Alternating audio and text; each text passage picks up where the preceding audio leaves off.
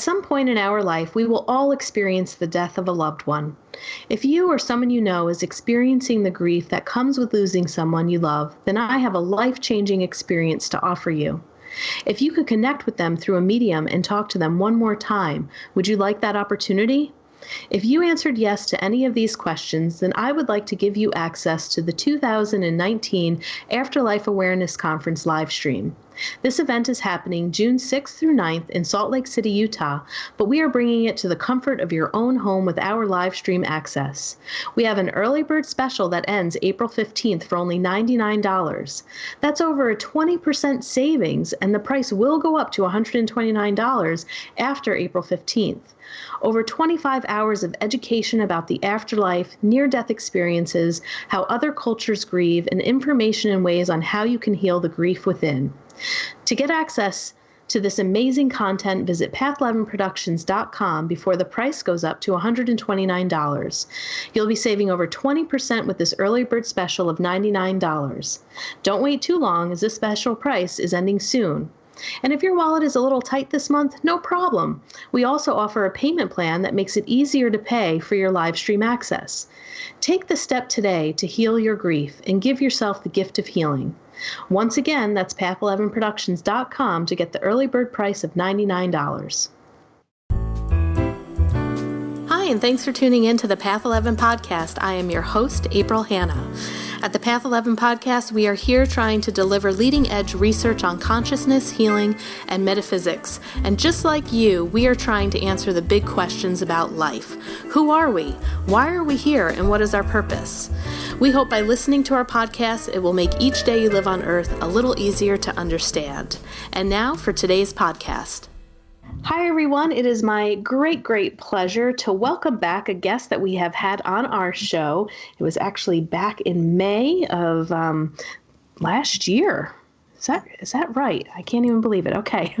Time is flying, but I am welcoming back Austyn Wells, who is the author of Soul Conversations, but we have a funny story to tell you about the book and the title of that book and how it has changed since we have last interviewed her. But I had the opportunity to read her book and review it. We had a wonderful conversation about all that I had learned, how the book impacted me a great deal. So that is episode 147.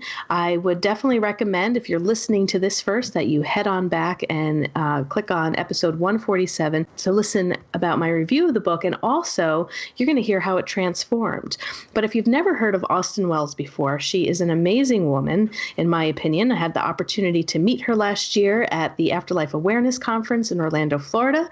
We get to see her again in Utah in June at the Afterlife Conference, and she is a spiritual medium and a soul gardener who empowers individuals to create soul-centered lives. She's a certified grief counselor and combines her magnificent intuition and mediumship with shamanism, energy medicine, and sacred ceremony. Psychic medium John Edward invited her to host a weekly online show on his spiritual website, Infinite Quest, and she has been the guest medium for the California State Spiritualist Convention, as well as a guest medium presenter and educator at many national conferences, including the Afterlife Awareness Conference. So we are just so excited to have her back on. Austyn, welcome. Thank you so much, April. I really appreciate it very much.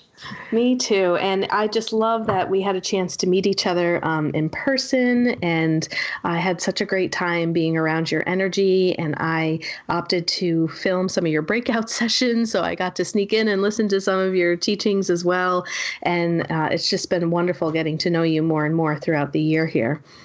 Well, and you and Mike were amazing with the coverage of the conference as well, because the way that you got the essence of it and then highlighted not only the presenters, but also the people that were there. I just think you guys did such an amazing job. You really did. You captured the essence better, I think, than anybody thus far has.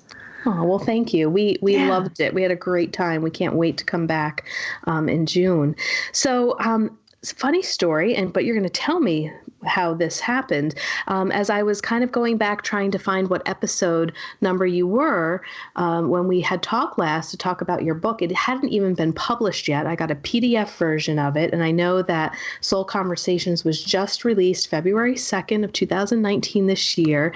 And I'm going through and I thought, oh my gosh, wait a second, has she wrote 2 books? Because in her bio it says the Invisible Path of the Soul is going to be published in the spring. I'm like, oh my gosh, did I miss the book? Did I somehow not get the second book?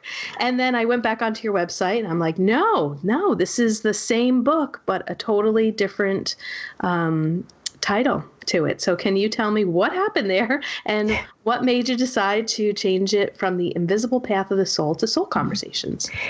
Well, there is a beautiful process that happens working with a publisher in the fact that you as the author are so intimately involved with the writing of the book that having an objective view sometimes is extraordinarily helpful.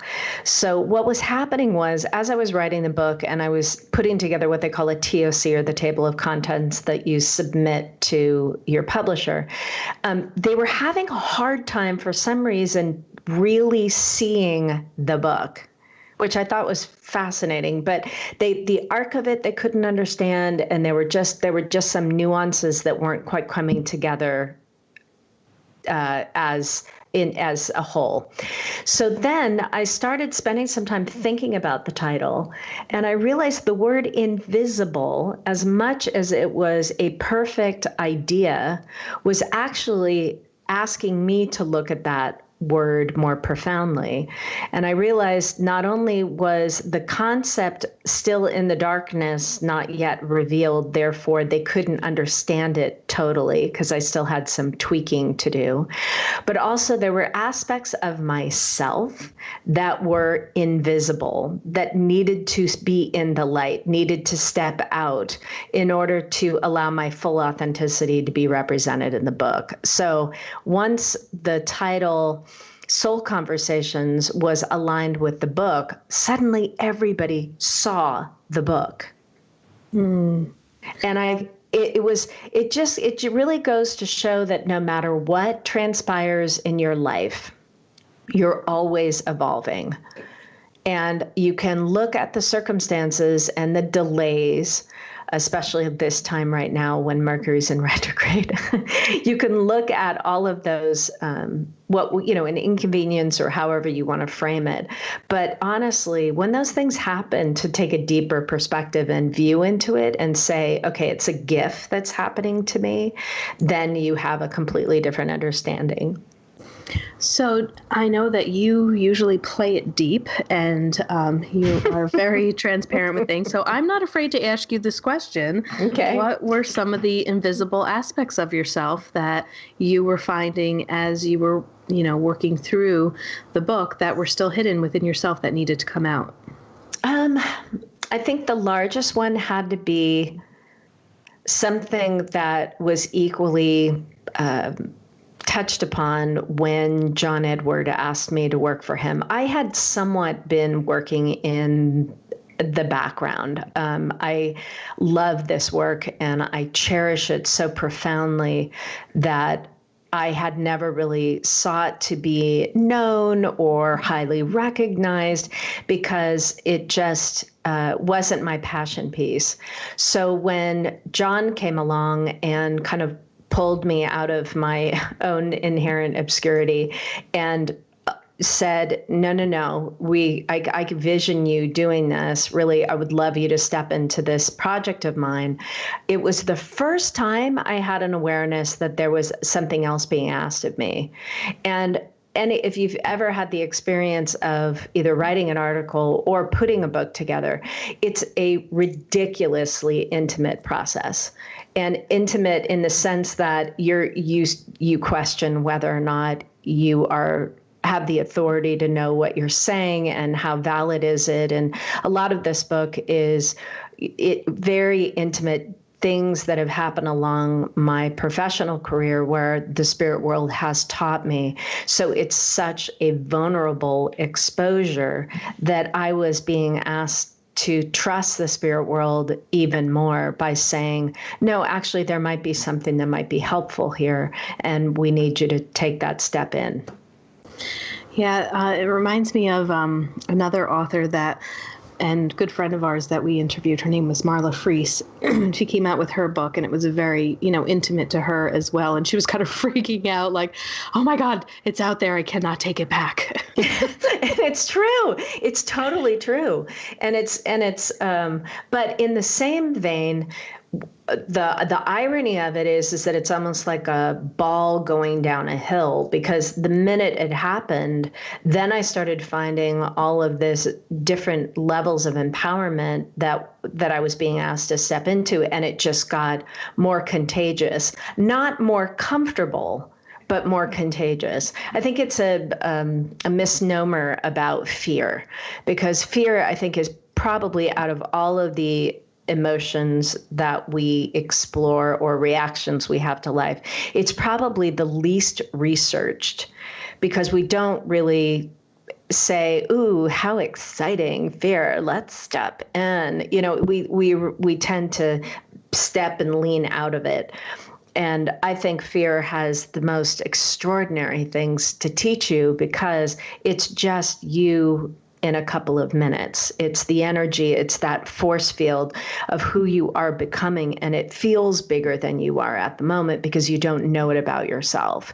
But if you have that audacity, or just maybe goofiness, I don't know, to just say, okay, it's showing up right now, and it wouldn't show up if it wasn't something that I need to understand, and then just have the audacity to just go for it. So it teaches you about yourself for sure, but it was really fun now that I look, now that I take in the entire experience of it, and then sharing it with people and having people's response to the book is a whole different level of exchange, which I'm enjoying.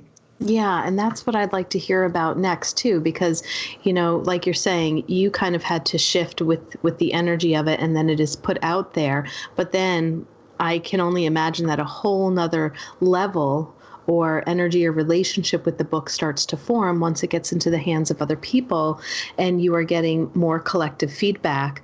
It's probably one thing to, give it to somebody like myself who is a host, and we read books and we review them, we have you on, but then to have other people, that are using it too in their everyday lives, or, they're going to Barnes and Nobles and, oh, that looks like a pretty book, let me grab that. And then you're getting the feedback. So what has the feedback been? And have there been any stories of people sharing their stories back to you on what this book has done for them?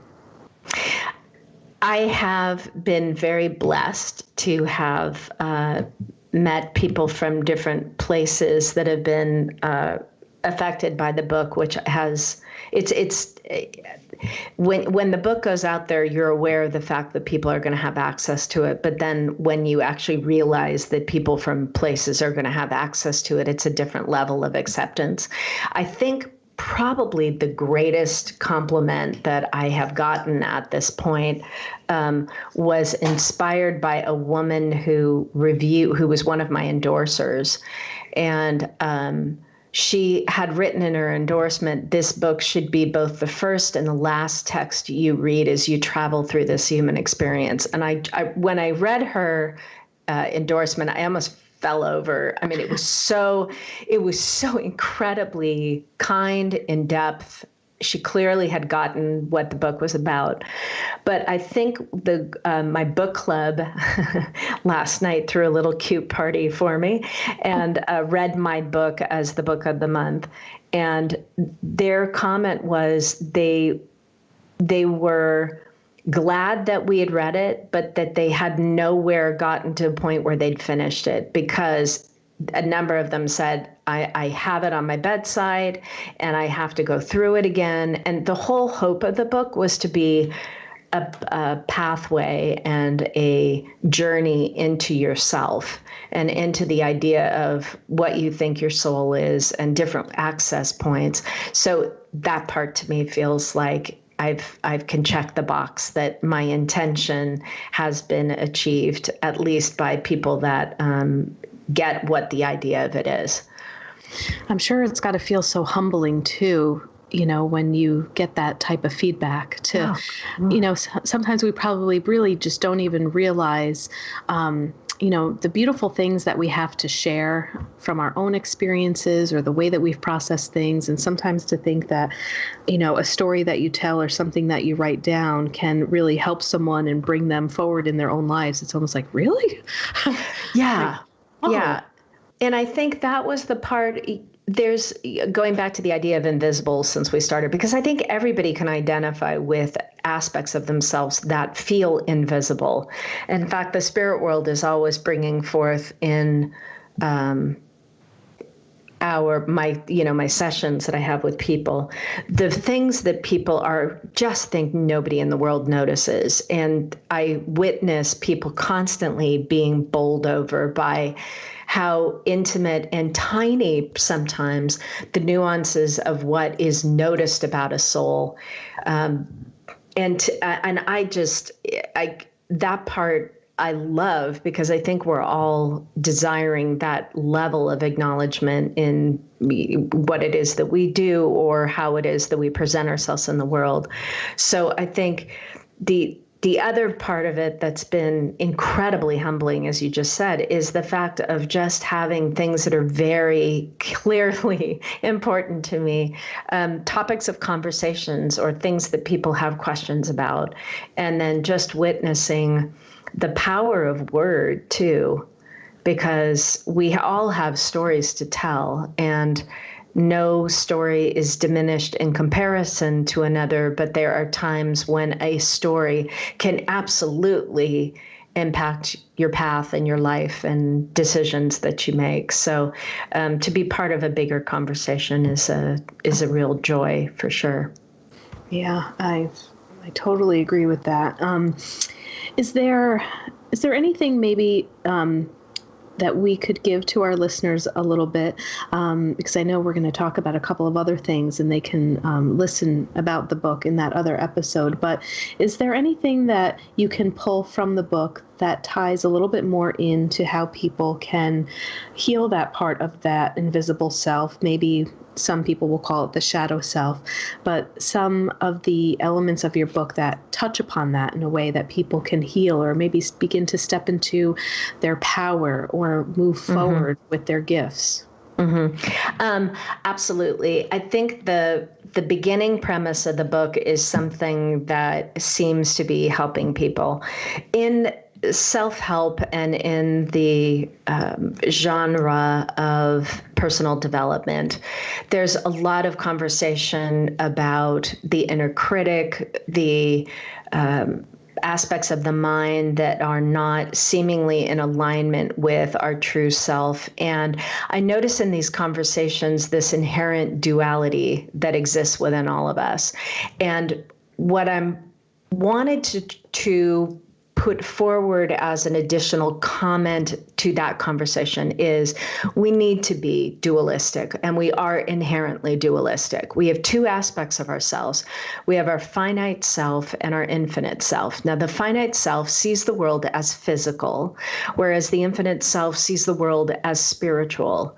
The finite self understands that we live in a body and that everything we perceive in our lives is drawn into our physical self through our senses. And with that articulation, we are equally a personality, we have an ego, and we desperately need to understand ourselves primarily based on how we interact with other people. That finite aspect of us is the part of us that judges ourselves, that separates ourselves from others, that lives under this idea that life happens to us, which can oftentimes disempower us. We have to be a finite. We have to have the finite experience, because the other aspect of it is the infinite self, which is our spiritual nature. Our infinite self knows we are a spiritual being first before stepping into this experiment of being a physical being.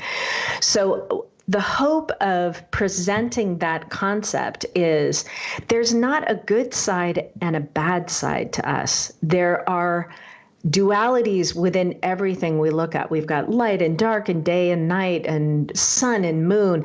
They're beautifully complementary to each other. So in that, we need to get stuck. We need to get confused. We need to get angry. All of those expressions are how the totality of our soul, both that finite and infinite self, are exploring this physical experience as a spiritual being. The hope, though, is not to dismiss or diminish a part of ourselves and say, oh, this is that bad part that I've got to shut down or quiet. It's about allowing the infinite self to be a parent to the finite self and nurture what it is that we're experiencing as a human being, but with a spiritual perspective that it's teaching us something, that it's not happening to us, it's happening for us. There's this absolute gift in even the most experiences where you feel invisible, that actually it's a great teacher, and that oftentimes the most difficult circumstances or people are probably people in the spirit world that you're besties with. Otherwise, you wouldn't dare tolerate their mess when you run into them in this life, you know? Mm-hmm. But I think that the hope of the book is to teach, allow that understanding of both of those aspects and then play with both with a real loving, understanding perspective. So when that finite self starts firing, you've got a practice bridge to the infinite self to allow yourself to go, wow, that's really getting my goat. I better go to that chapter on soul-centered relationships and figure out what's triggering me. Or I feel so alone, but my infinite self knows that I'm always connected to the universe. So maybe I should go to the middle of the book and work with my guides a little bit, because I need to remind myself that I'm always caregiven and always supported in everything I do. Yeah. And, what comes to mind for me is that space in between the duality of how well we're able to hold what happens when those two worlds come together. Yep. Yeah. Yeah. And that's the whole point is of a quote unquote soul conversation, is the totality of our soul is both that finite and that infinite self. So when we're soul centered in our lives, we understand that the space and the peace is to hold both as equal values and to allow ourselves to witness what transpires in our life, not participate in it to such a degree that we forget that we're actually learning something from it. Yes, exactly. Now, It looks to me, too, that you are going to bring some of this into your teaching for the Afterlife Awareness Conference. Absolutely. Yeah. So you have some breakout sessions on Friday. You're also going to be a part of the live stream. People are going to see it through our live stream, but Exploring the Landscape of Your Soul is the title of your breakout session for this conference this year. And I know last year you did a lot with some of the shamanism and the power animals, but this sounds different. So I wanted to hear a little bit about what you're going to be doing in your breakout session. I am thrilled to be exploring always new modalities to bring people's awareness to the spiritual aspect of themselves. So my plan is to really focus on, I guess you could look at it like the energy medicine of the soul, more or less. What are different tools and techniques that one can use to connect with yourself as a spiritual being? So part of the class is going to be exploring things like Tai Chi or Tai Chi, which is actually one of the original terms of Tai Chi, and different ways of really having a sense of what the energy of the earth feels like, or what the energy of the heavens feel like, and feeling the difference of it.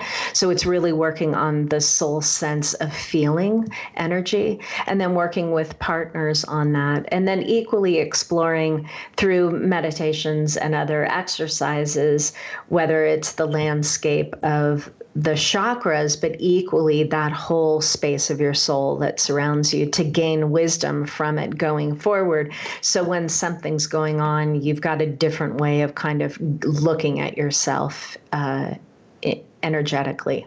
Oh, that sounds beautiful. Yeah, it should be fun. And I was thinking this morning, I was thinking about the Afterlife Awareness Conference, and Mike and I were just talking about this and that. I was saying to him that it's such a beautiful conference, and it's so much more than life after death or about losing someone or grieving. There are elements of that. But when I was really sitting and thinking about, how do we explain to the world why you need to come to this conference? Because to me, it's very much a spiritual weekend retreat. I don't even feel like it's, I know we use the word conference and there's people like yourself who are teaching, but it really is a retreat for the soul. It's not just all about death, but like how you just described what you're doing in itself. I mean, it's really about connecting with our souls, who we are in this lifetime, in the afterlife.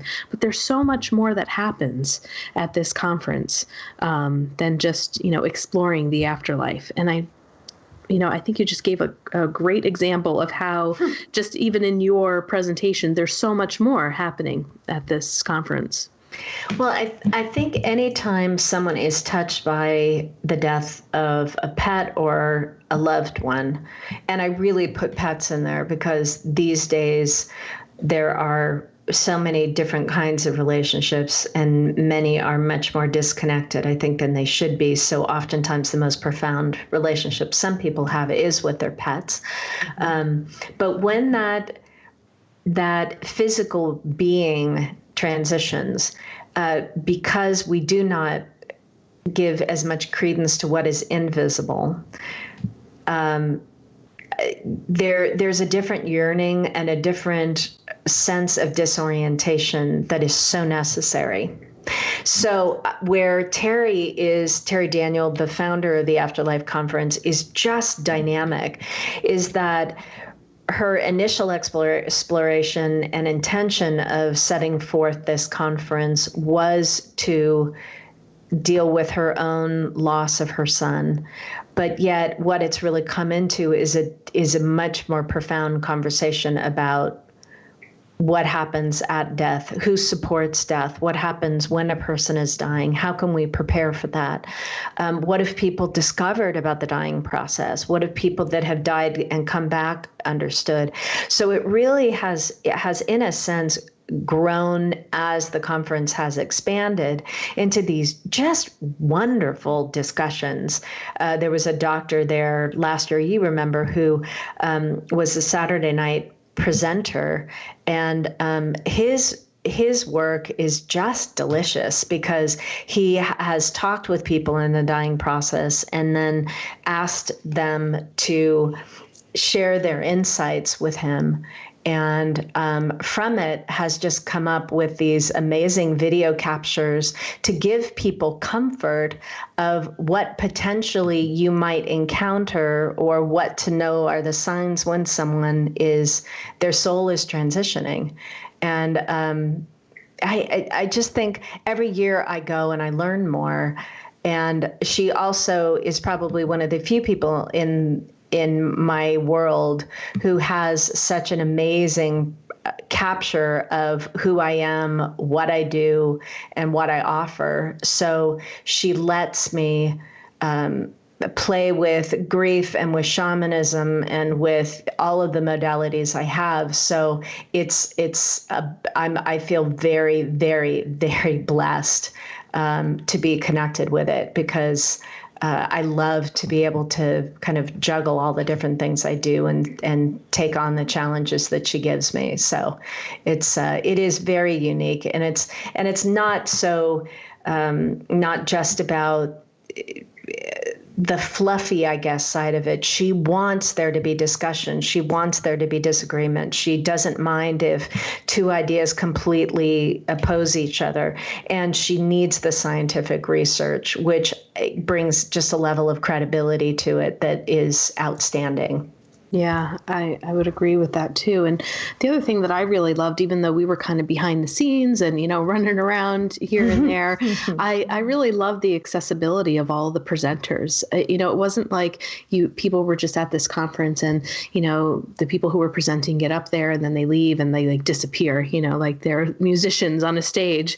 But I really saw them interacting so much with people that wanted to stay after to ask them questions. They were, and you yourself, were as much as a part of the conference, even though they were teachers and you were a teacher, but it felt like you were a part of us, a part of the whole entire attendance there, and I loved that. I thought that was important.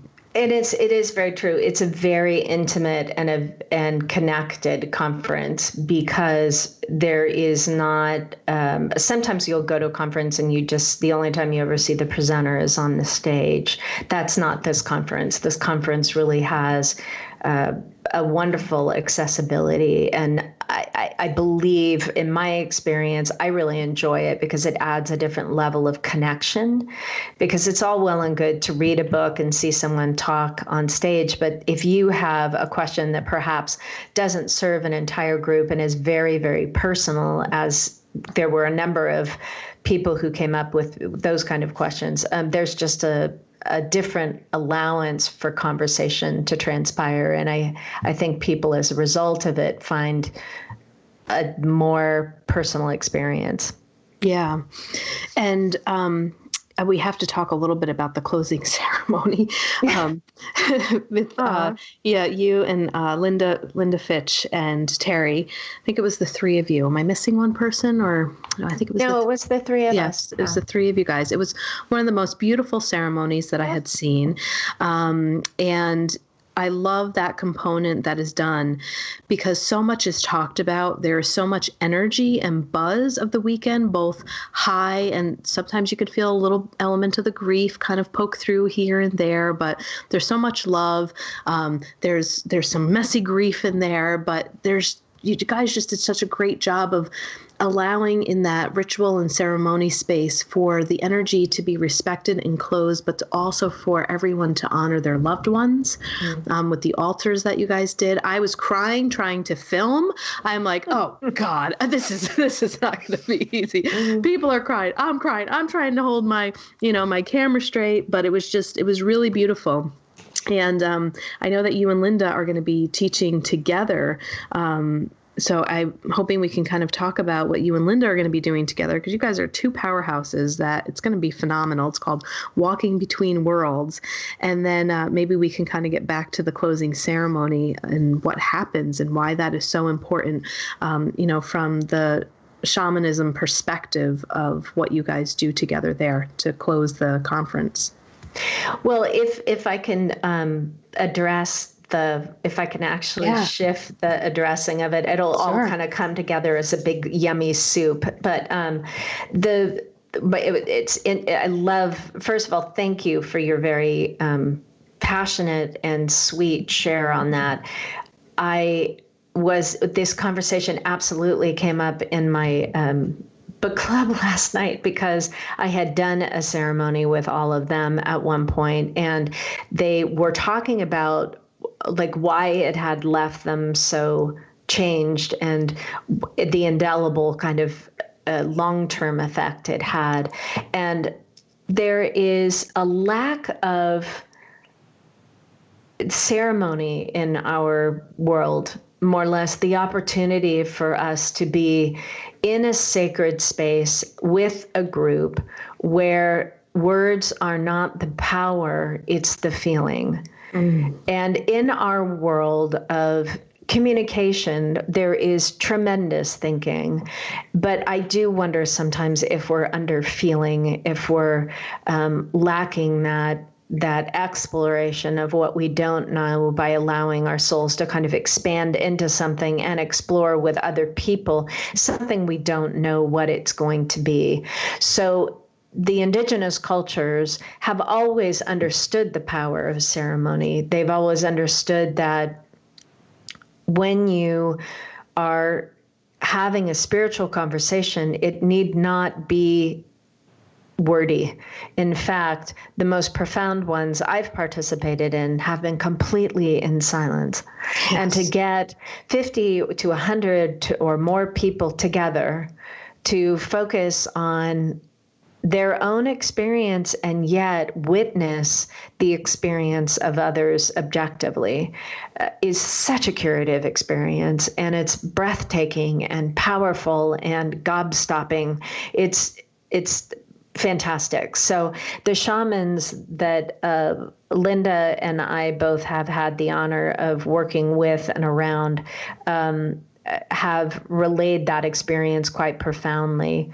And within the shaman training I did, we had so much ceremony in all of it. So that impact that you felt is that, and then the emotion that comes up from it is really, I believe, the collective unconscious and our shared memories that we used to do more things together in gratitude, in grief. So those experiences of the finite self, instead of them being so disparate and separated from each other, which creates this illusion of loneliness and solitude, we're held as a group, we're held in love and light by your families and your comrades. So you never had this feeling of being invisible or jettisoned. You were just held no matter what the moment was. So that experience of being able to build the Day of the Dead altar, especially on that particular weekend, the first weekend of November, and for people that don't know what that is, if you watch the brilliant Pixar movie Coco, you'll see a fantastic depiction of Day of the Dead. But to have that opportunity to create that kind of a shared healing portal is just...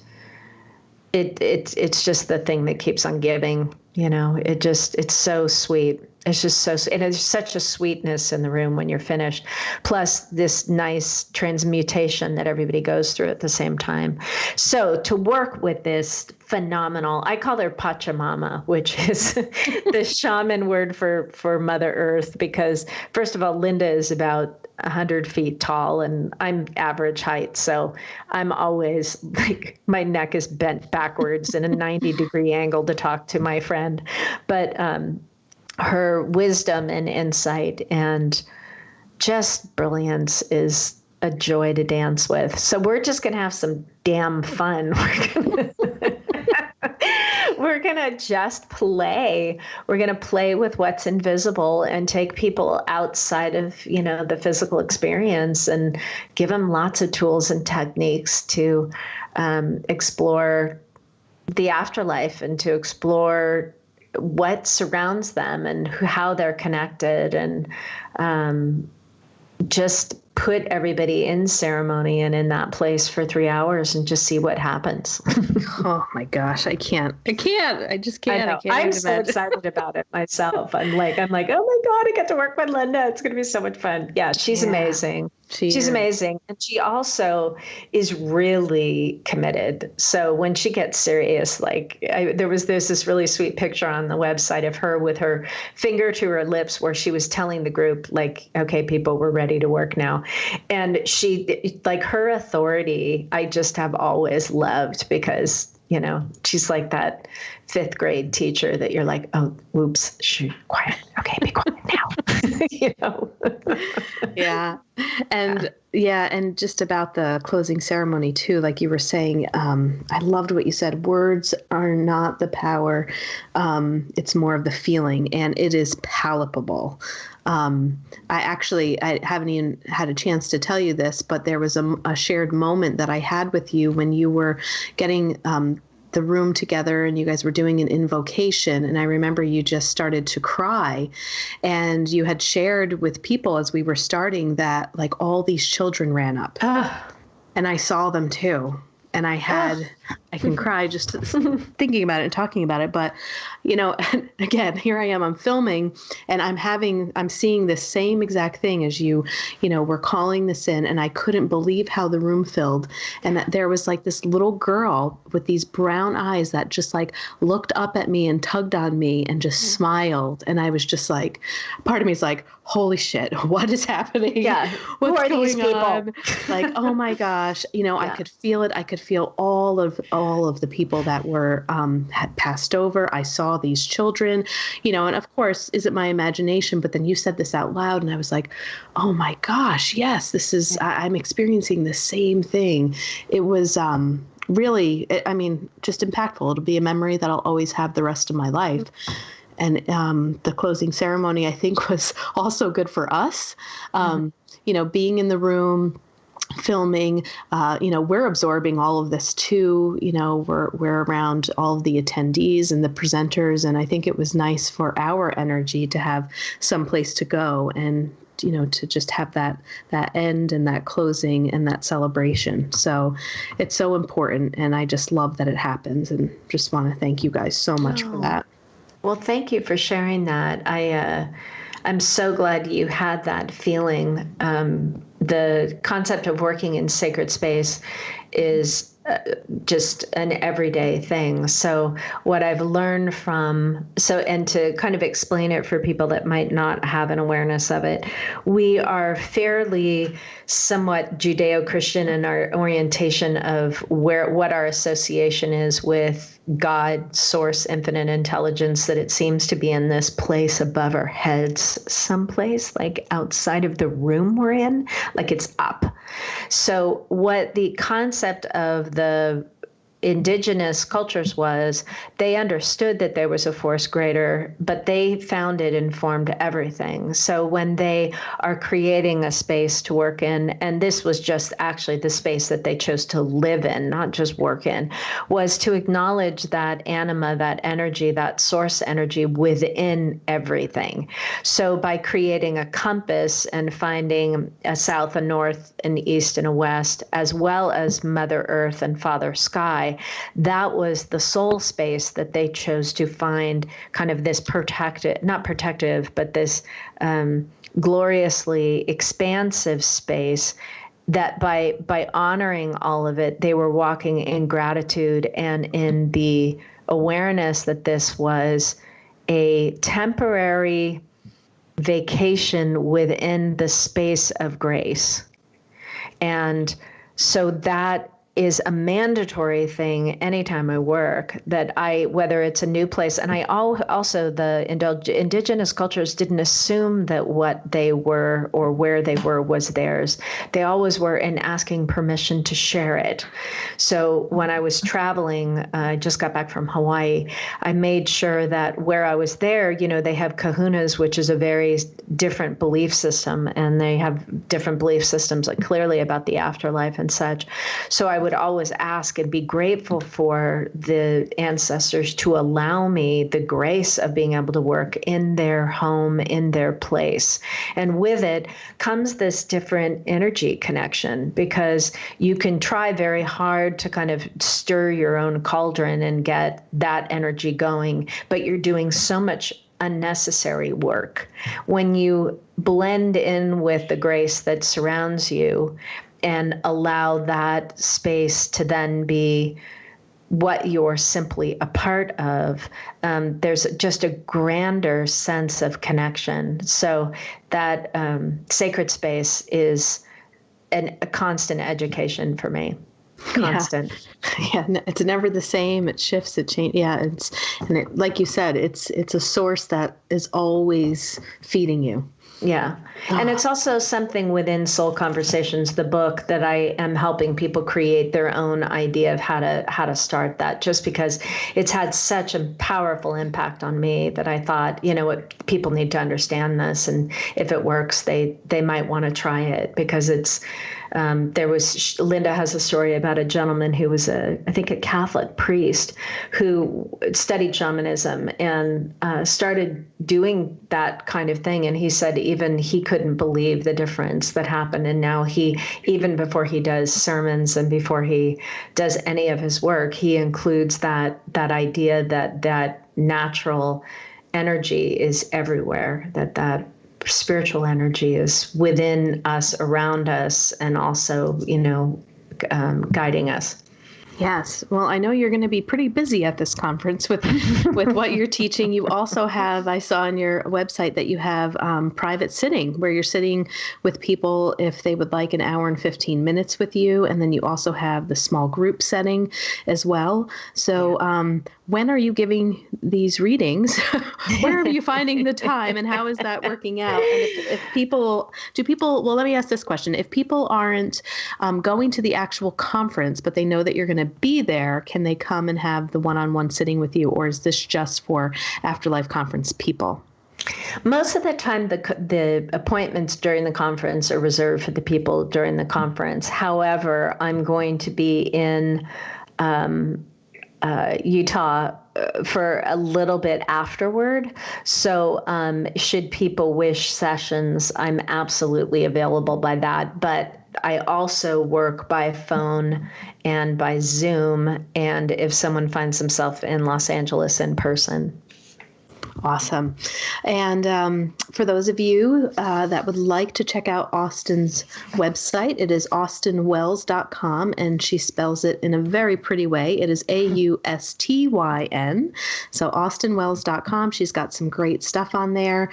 If for those of you who are listening and can't make it to Utah, we are selling a early bird live stream ticket for only $99. And for those of you whose pockets might be a little tight here, we just added a payment plan. So you guys can pay for the $99 early bird special in 2 payments, $49.50 each. So hopefully it doesn't break the bank and help you out a little bit with the other bills that you have to pay. And that early bird special is going to go on until April 15th of 2019. So that's what we have going on in connection with the conference. I can't wait to see you again, Austyn, and hang out with you and just give you a hug. And I can't wait for the closing ceremony. You might have to just send me some good juju to make sure I can hold it together because I know it's going to be intense. And I can't wait. And Soul Conversations, people, the book is finally out. So go get it. You're going to love it. You're going to love it. I loved it. Go back and listen to episode 147. You're going to hear me just being a complete mush, pouring my heart out about how it touched me. So I loved it. Go out and grab it. Soul Conversations. Where can people buy it now? Where do you have it out on the web? Is it just your website? Can they get it on Amazon or any local retail stores? It is on Amazon, available at Barnes & Noble, as well as IndieBound, which is an online place that'll help you understand where local bookstores carry it. So it's... yeah, that's where you can find it. And then some metaphysical stores are carrying it as well, but they certainly will be able to order it if they don't have it in stock. And the other thing is within the book, there are probably, I think, 22 downloadable meditations that complement the text. So I've gotten some nice feedback from people about those meditations helping them cool. Find a different level of connection. So. Awesome. Well, Austyn, always a pleasure. You are always invited back anytime. So we'll see you in June. Terrific. Thank you, April, so much. I really appreciate the extension. I've had a lovely time, and I thank you guys so much for all that you do, because you're such a compliment now to the conference. Thanks for listening to the Path 11 podcast today. I hope you all enjoyed this show. And if you haven't checked out our Patreon page, I'd like you to do so, because we are going to start putting some content over there that is only for our Patreon subscribers. You can get content for as little as donating $1 a month, and it could just be a one-time donation. We have other freebies over there that you can get depending upon how much you would like to donate. And again, it could be a one-time donation, or you can continue to keep your subscription on a monthly basis basis at that donation level, but I just put my MBT immersive experience, which was a four-day intensive meditation training in Tennessee with physicist Tom Campbell. I was listening to binaural beats, going to altered states of consciousness, having out-of-body experiences and life-changing experiences that I was able to bring back for myself, for my clients, for my friends. That was just out of this world. So if you would like to listen to that, I'd like you to head on over to path11podcast.com. You're going to see an orange button that says Patreon. Become a Patreon today, and you can have access to that podcast. And I would like to remind you to head on over to path11productions.com and check out the membership that we have for the Afterlife Awareness Conference. We have over 25 hours of footage with amazing speakers like William Buhlman, Thomas John, Terry Daniel, Suzanne Geisman, Suzanne Northrup, Linda Fitch, Austyn Wells, just a few people to name off that were amazing. These workshops are just so valuable. So I think that you would really enjoy it. It's also a great thing to think about, to maybe give the gift to somebody who is struggling with grief. If you are looking for resources, this is a great conference to send people to check out. And thanks again for listening today.